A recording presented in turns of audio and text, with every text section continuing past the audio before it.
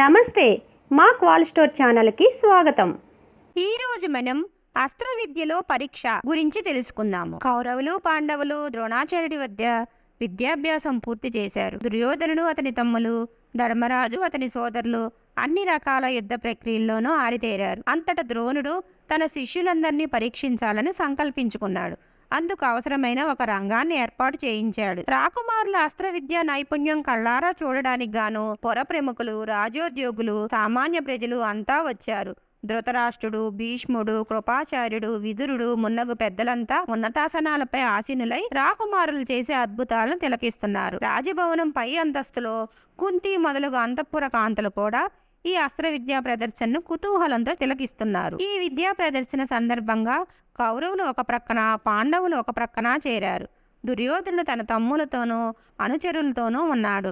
ధర్మరాజు తన సోదరులతోనూ అభిమానులతోనూ అవతల పక్షంలో ఉన్నాడు. అస్త్ర విద్యా ప్రదర్శన మొదలైంది. గురువు గారైన ద్రోణాచార్యుడి ఆజ్ఞ ప్రకారం ఒక్కొక్కరు రంగంలోకి ప్రవేశించి తాము నేర్చిన విద్యను చూపుతున్నారు. లక్ష్యాలను గురిపెట్టి బాణాలు వేయటం, కత్తులు తిప్పడం, పరిగా, డాలు మున్నగు ఆయుధాలతో యుద్ధం చేయడం, ద్వంద్వ యుద్ధానికి తలబడటం, మల్ల యుద్ధంలో రకరకాల పట్లు ప్రదర్శించడం ఇవన్నీ రాకుమారులు చేశారు. వారి శౌర్య పరాక్రమాలు, సాహస కృత్యాలు, విలువిద్యలో నైపుణ్యం చూసి ప్రేక్షకులు హర్షధ్వానాలు చేశారు.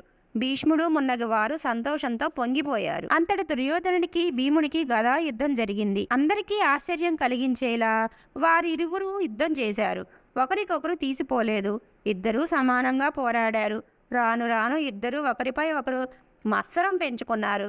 ఒకరినొకరు జయించాలన్న పట్టుదలతో రోషం పెంచుకుని ఇద్దరూ తలపడ్డారు. సింహ శార్దూలాల వలె పోరాడుతున్న భీమ దుర్యోధనుల ద్వంద్వ యుద్ధం అందరికీ భయాన్ని పుట్టించింది. బలవంతుడైన భీముడి దాటికి దుర్యోధనుడు ఆగేటట్లు లేడు. ఇంకా ఇది కొనసాగితే ఏమి ప్రమాదం వస్తుందో అని ద్రోణుడు వారి యుద్ధాన్ని ఆపుచేయమని అశ్వత్థామతో చెప్పాడు. వెంటనే అశ్వత్థామ రంగంలోకి వచ్చాడు. గురువు గారి ఆజ్ఞ అని చెప్పి భీమ దుర్యోధనులను విడదీసి యుద్ధం ఆపుచేయించాడు. సభలో హర్షధ్వానాలు మిన్నుముంటాయి. భీమసేనుడి పరాక్రమాన్ని అందరూ ప్రశంసించారు. మానధనుడైన దుర్యోధనుడికి తల కొట్టేసినట్లయింది. అన్ని విద్యల్లోనూ పాండుపుత్రులు తమకన్నా మిన్నగా ఉండటం, అందరి ప్రశంసలు పొందటం చూసి అతను సహించలేకపోయాడు.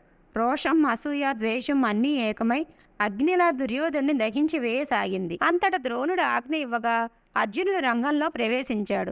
చిత్ర విచిత్రంగా బాణాలు ప్రయోగించి లక్ష్యాలను భేదించాడు. అతని ధనుర్విద్యా నైపుణ్యం అందరినీ ఆశ్చర్యచకితులను కావించింది. విలువిద్యలో అతనికి దీటైన వాడు ఎక్కడా లేడని భీష్ముడు, ద్రోణుడు సైతం ఎంతగానో మెచ్చుకున్నారు. దుర్యోధనుడికి, అతని వర్గానికి కడుపు మంట ఎక్కువైంది. ఇంతలో హఠాత్తుగా కర్ణుడు రంగంలోకి వచ్చాడు. అర్జున, విలువిద్యలో నీకెవరూ సాటిలేరని అనుకోకు. ఇదిగో నేనున్నాను. బాణాలు ప్రయోగించడంలో నువ్వు చూపిన నైపుణ్యం ఒక లెక్కలోనిది కాదు. ఇంతకంటే చిత్ర విచిత్రాలు చేయగలను అని సవాలు చేసి ద్రోణుడి ఆజ్ఞ తీసుకుని అర్జునుడి విలువిద్యలో చేసి చూపిన అద్భుతాలన్నీ తాను చేసి చూపించాడు కర్ణుడు. అప్పుడు దుర్యోధనుడి ఆనందానికి అవధులు లేవు. అతను, అతని తమ్ములు కర్ణుడిని కౌగిలించుకున్నారు. మహావీర, నీవు నాకు దొరకడం నిజంగా నా అదృష్టం. ఈ క్షణం నుంచి నీవు నా ప్రాణ స్నేహితుడువు, నా మహిప్రాణానివి. ఇక నుంచి నీవు నాతో పాటు ఈ కురురాజ్య భోగాలన్నీ అనుభవించు అని పలికాడు దుర్యోధనుడు. ధనుర్విద్యలో అర్జునుడిని జయించగల వీరుడు కర్ణుడేనని దుర్యోధనుడికి గట్టి నమ్మకం ఏర్పడింది. పిలవని పేరంటంగా కర్ణుడు రంగంలోకి రావడం చూసి అర్జునుడు ఆక్షేపించాడు. అందుకు కర్ణుడు, శౌర్య పరాక్రమాలు ప్రదర్శించేటప్పుడు ఎవరూ పిలవవలసిన పని లేదు.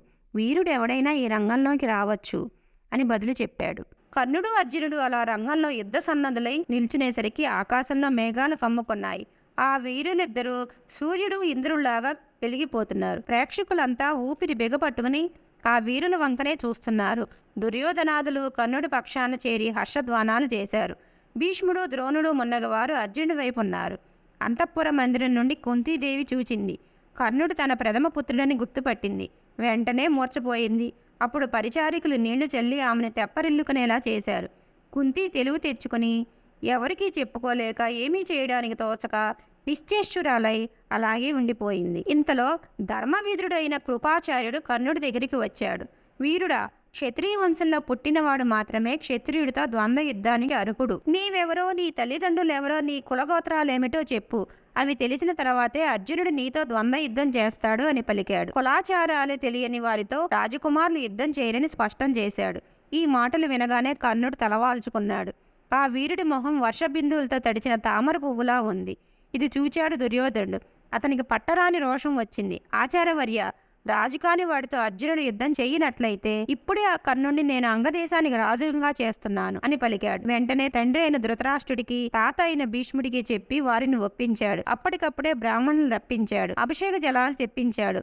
కర్ణుడిని బంగారు సింహాసనంపై కూర్చోబెట్టి రాజచిహ్నాలతో అలంకరింపజేశాడు. శాస్త్ర విహితంగా అతన్ని అంగరాజ్యానికి పట్టాభిషిక్తుణ్ణి చేశాడు. అనామకుడిగా ఉన్న తనకు ఇలాంటి గౌరవం తెచ్చిపెట్టినందుకు కర్ణుడు ఎంతో సంతోషించాడు. దుర్యోధన సార్వభౌమ, నాకు రాజ్యం ఇచ్చి నలుగురిలో ఘనంగా గౌరవించావు.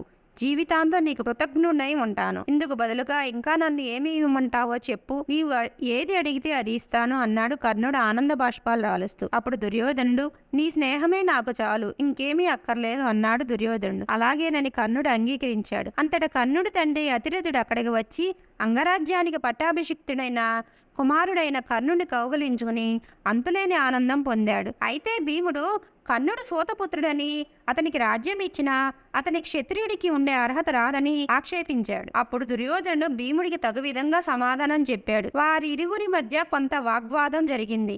అంతలో పొద్దుకూకింది. అస్త్ర విద్యా ప్రదర్శన చాలించవలసిందిగా ద్రోణుడు ఆజ్ఞాపించాడు. ప్రజల్లో కొందరు అర్జునుడిని, కొందరు కర్ణుడిని శ్లాఘిస్తూ ఇళ్లకు వెళ్లిపోయారు. భీష్మ, ద్రోణ, కృపాచార్యుడు మున్నగ వారు కూడా సభ చాలించి ఎవరి నివాసాలకు వారు వెళ్లిపోయారు. దుర్యోధనుడు కర్ణుడిని వెంట పెట్టుకుని తన తమ్ములతో తన మందిరం చేరుకున్నాడు. కుంతి మాత్రం తన కుమారుడైన కర్ణుడిని పదే పదే తలుచుకుని దుఃఖంలో కుంగిపోయింది. మరిన్ని విశేషాలతో నెక్స్ట్ వీడియోలో కలుసుకుందాం. ఈ వీడియో కనుక మీకు నచ్చినట్లయితే లైక్ చేయండి, షేర్ చేయండి, సబ్స్క్రైబ్ చేయండి. అలాగే పక్కనే ఉన్న బెల్ ఐకాన్ని క్లిక్ చేయడం మర్చిపోకండి.